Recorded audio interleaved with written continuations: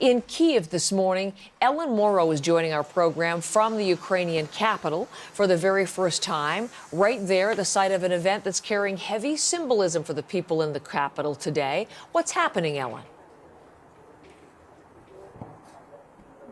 Well, this is a big and symbolic day here in Kyiv, Heather. That big statue there behind me, a Soviet symbol in this city, being torn down. Now, this is part of a monument that's meant to symbolize friendship between Russia and Ukraine. That statue that's being torn down today was a gift from the Soviet Union to Kyiv in the early 1980s to mark that friendship. But yesterday, the mayor of Kyiv said this symbol simply cannot be in this city any longer, given the horrors of the past 2 months. So all throughout the day today, we've seen these crews here trying to get this statue down. It's bronze. It is a very large monument overlooking the Dnipro River.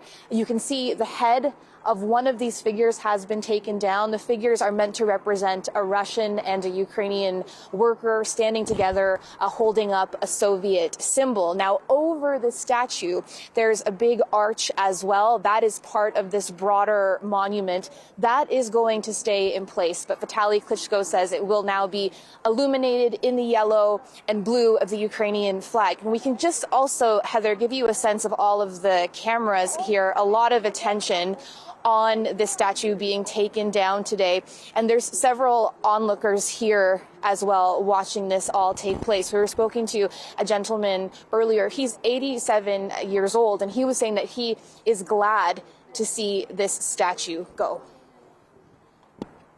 We will be there and watching for that very interesting event today, and great to have you in position to capture that. Now, I know you're also watching what's happening with the fighting in the Donbass, Russian forces trying to make new gains and Ukrainian forces not just defending but counterattacking as well. What is the latest in the fighting in the east today?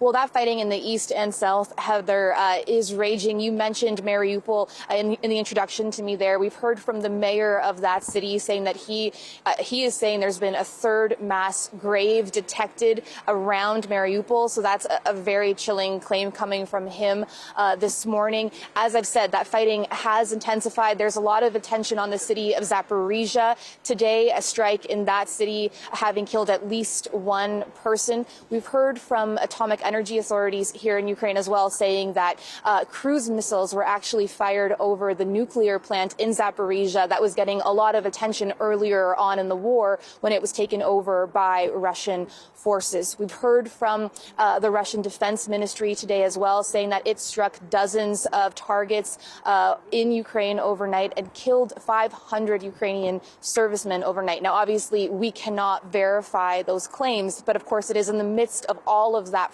fighting that the mayor of Kyiv saying this statue has to go.